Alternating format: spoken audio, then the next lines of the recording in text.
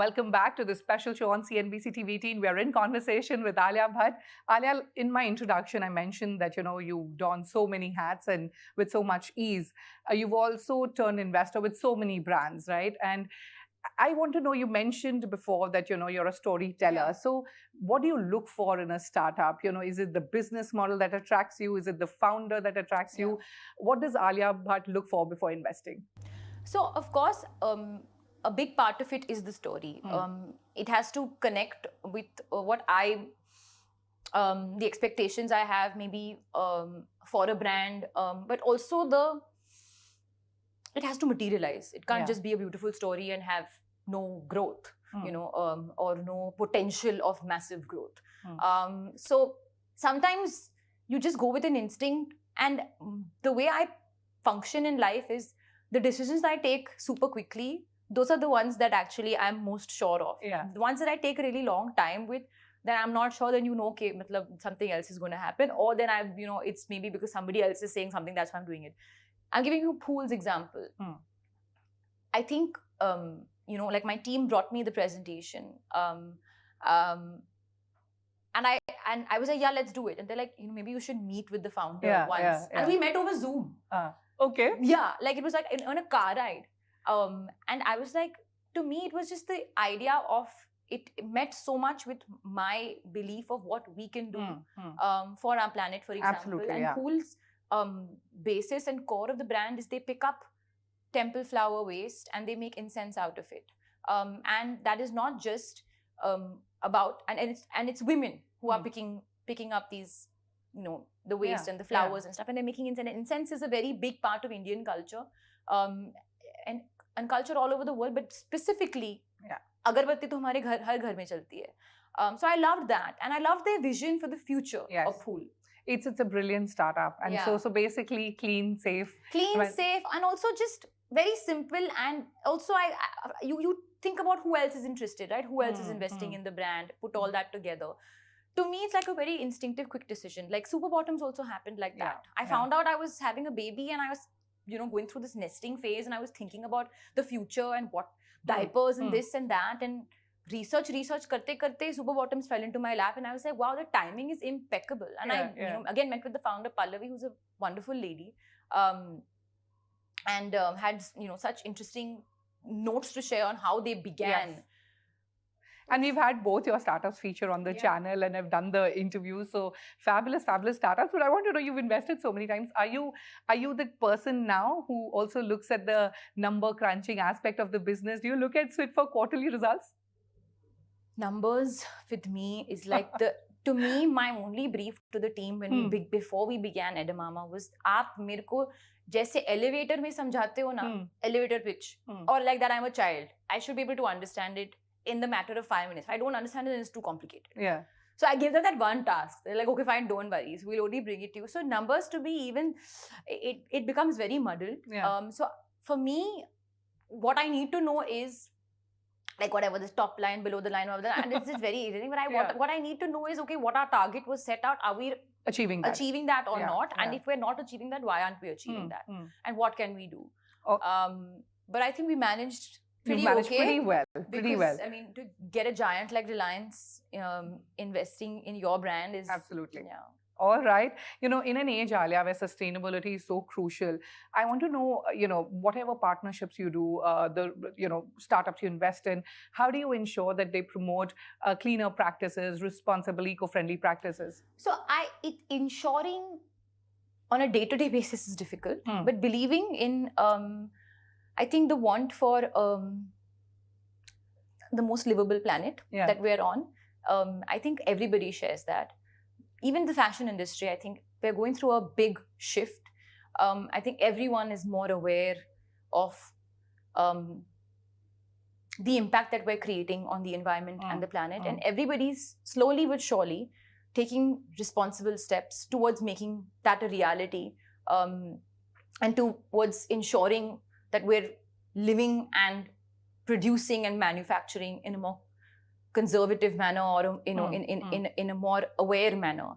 I think definitely we have a lot of room to cover, because maybe this should have been thought of like 2 decades ago. Yeah. But I like to believe Sure. in goodness and moving forward. All right. Speaking of moving forward, let's move to some of the Hollywood project Heart of Stone that you've done. Any more in the pipeline, or will we see a sequel to it? I mean, not that I know of yet. I'm pretty sure anything can happen. Yeah. But I mean, for now, I'm here. But I'm looking for stuff only if it's like really something that I really want to do and I just cannot miss. Okay. Yeah, that's what's happening. All right. Let's talk about another role of yours. You turned producer with the super hit Darlings, and congratulations on Poacher. It's already a massive hit. Thank you. We can't, but ask you about your future film projects, your OTT projects, what projects your production house is working on. If you can give us a sneak peek. Just because it's happening this year, Jigra is a film that I'm co-producing along with Dharma Productions. It's directed by Vasant Bala, starring myself and Vedang Raina, and of course a whole other cast. But for now, all I can share with you is that it releases on the 27th of September, and very excited. We just wrapped the film because this is my second outing as a producer.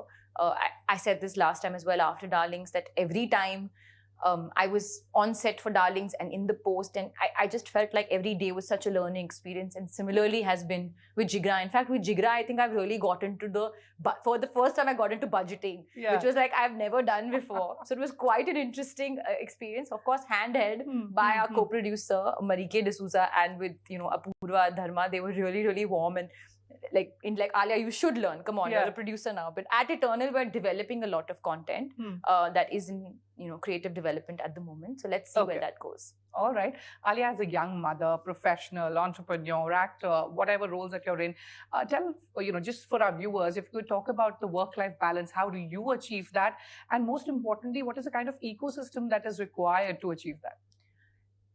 I think I steer away from giving parenting advice because I feel like everybody's journey is different. And I think I've come from a huge position of privilege that I can afford help, if I'm not available. But I think my husband and I very early on decided that either of us should be there available for Raha at all times.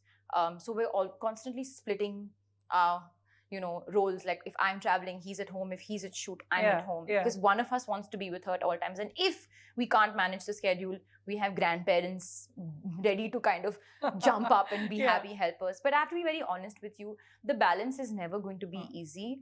And it's not like women and men in our country have worked for years and brought up kids, and kids have grown up and they've just become their own person. But as a parent, as a mother, you're just always worried and nervous whether you're making the right decision or not. I think the day I became a mother, I opened my life up to worry non-stop. So I'm always worrying, and I'm just very comfortable with worrying.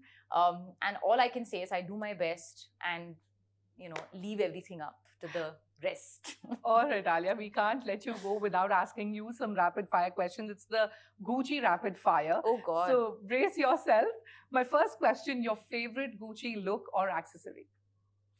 The choker. That you're wearing. Yeah. It was love at first sight. It was love at first sight. Yeah. Okay.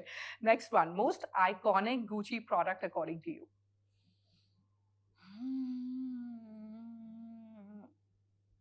There was this red suit, almost like a, I'm not sure about the material, but there was this red suit which was iconic, which Gwyneth Paltrow, I remember, wore it off the runway and re-wore it later in life. It goes back to, I think, Gucci's of the 90s, but it was a stunning piece and just extremely powerful. And, the color red on a woman always looks fantastic. Looks lovely, yeah. All right. Your pick for Raha from the Gucci collection? Actually, very kindly, when I was in New York for the Met, I was also shooting my announcement for Gucci. And because it was my first outing, the team came and gave me a beautiful dress for Raha, which she couldn't fit into at that moment. But it was a blue dress with a white collar. It was really, really cute. So that's my favorite because it was the first. All right. After that, we got gifted many ones from different people, but that was the first. All right. 3 words to describe your fashion style. comfortable, clean, random. Comfortable, clean, random. All right. What is Alia's faux pas? My faux pas is, naturally, I feel like sometimes I go too oversized. Okay. It's just my kind of the pajama kid in me that is like most comfortable in pajamas. Yeah. So sometimes I'm like, I'm not bothered to dress up. So I'm like, even people are like, oh, Alia, you need to wear tighter clothes or more fitted. Like, you have such a nice body. You should fit clothes more. And I'm like, yeah, but I'm also happy in oversized. So I wouldn't call it a faux pas. I would say I rely on that very often when I'm lazy. And sometimes I need to be pulled outside my comfort zone to be like, go for something fitted. All right. Okay. My final question. And this one's because you're a terrific singer. So a song that describes best your association with Gucci. And if you could sing a line. Good question. Okay. A song that describes your association best. I'm like blank right now. I'm thinking something to do. Pehla nasha, pehla khumar. Naya pyar hai, naya intezar. I don't know. But I know it's like pehla pyar, pehla nasha. That's all right. So first love with Gucci, it's the pehla pyar, and we hope this is forever. Thank you so much, Alia Bhatt. It was an absolute pleasure talking to you. Thank you so much. Thank you.